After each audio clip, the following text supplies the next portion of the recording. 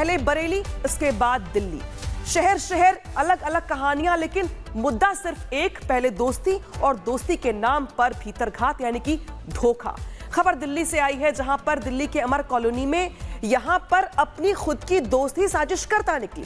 3 साल पहले दोस्ती की, इसके बाद लड़की को किडनैप किया, इसके बाद जान से मारने की धमकी भी दे दी। दिखाते हैं आपको इस रिपोर्ट में।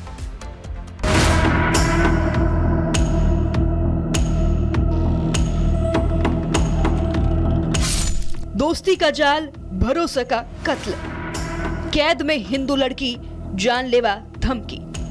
तो अपने घर जाकर हम लोग फंसे और कोई भी फंसा तो तेरे पापा मम्मी जो भी हो, अगर हम मेरे मम्मी पापा फंसे तो मैं तुम लोग को जान से मार दूंगी। फोन हुआ बंद, क्यों टूटा हर संबंध। दीदी तो फ्रेंड में ये कौन सी दुश्मनी है? हम खुद पेपर दे रहे हैं, अगले को नहीं दे रहे हैं। दिल्ली के अमर कॉलोनी से एक चौंकाने वाला मामला सामने आया है। आरोप है कि दोस्ती की आड़ में नाबालिग को 4 दिन तक घर में बंद रखा गया, धमकियां दी गई और परिवार को अंधेरे में रखा गया। सवाल, क्या भरोसे का रिश्ता अब सबसे बड़ा जोखिम बनता जा रहा है? राजधानी दिल्ली के अमर कॉलोनी इलाके में एक नाबालिग लड़की के साथ कथित तौर पर ऐसा खेल खेला गया जिसने दोस्ती के मायने ही बदल दिए। आरोप है कि एक हिंदू लड़की को उसकी मुस्लिम सहेली और उसके परिवार ने बहला फुसलाकर घर बुलाया और 4 दिनों तक बंधक बनाए रखा। हिंदू लड़की को बहला फुसलाकर अगवा किया। दोस्ती की आड़ में 4 दिन तक कैद का आरोप। माता पिता से बात तक नहीं करने दी। शिकायत के बाद पुलिस ने छुड़ाया। परिवार का आरोप है कि बच्ची को माता पिता से बात तक नहीं करने दी गई, यहाँ तक कि उसे परीक्षा देने से भी रोका गया। ये बोल रही थी मेरे मम्मी पापा से बात कराओ, तो वो बात नहीं कराने देती थी। उसके मन में क्या था?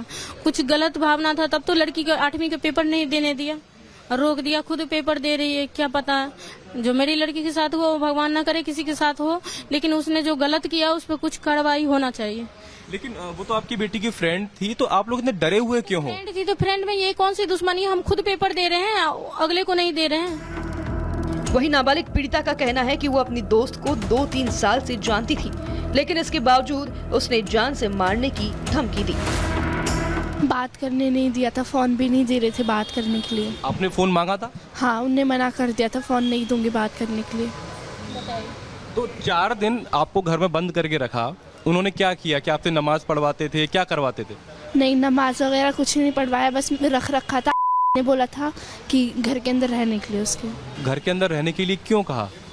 पता नहीं, उन लोग ने बोला था कहीं घूमने चल रहे हैं, घूमने की वजह से उन लोग ने घुमा तो दिया। फिर मैंने बोला मैं घर जा रही, तो उन लोग ने मुझे बोला उस रास्ते से घर चली जाइए, पर उन लोग ने दूसरे घर लेके चले गए थे मुझे और फिर आने नहीं दिया।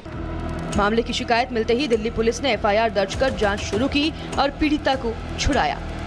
तो वो उसको बहका के ले जाती है कि बेटा मैं अपनी दोस्त के भी मेरे घर चलो, ऐसे करके वो जाती है।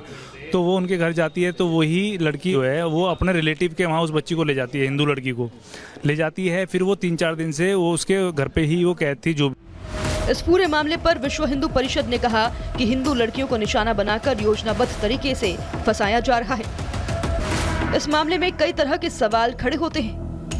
दोनों नाबालिग एक दूसरे को जानती थीं, फिर पीड़िता को उसकी माँ बाप से बात क्यों नहीं करने दी? बार बार घूमने ले जाने की बात कह रहे थे, तो हिंदू नाबालिग को कहां ले जाने का प्लान था? नाबालिग आरोपी ने पीड़िता को अपने रिश्तेदार के घर क्यों रखा? और अगर कुछ गलत करने की मंशा नहीं थी, तो जान से मरवाने की धमकी क्यों दी जा रही थी? इन तमाम आरोपों और सवालों के जवाब फिलहाल दिल्ली पुलिस तलाश रही है। अब आपको उत्तर प्रदेश की बरेली लिए जाते हैं। यहाँ भी ठीक ऐसा ही मामला सामने आया है। 10वीं की नाबालिग छात्रा को उस नशे की दवा देकर पहले तो बेहोश किया और फिर घर ले जाकर अपने भाई से उसके साथ दुष्कर्म करवाया। सच क्या है ये जांच के बाद ही साफ होगा, लेकिन दोस्ती जो भरोसे का नाम है, वही अगर डर और धोखे में बदल जाए तो सवाल सिर्फ दिल्ली या बरेली का नहीं रहता, समाज के विश्वास का हो जाता है।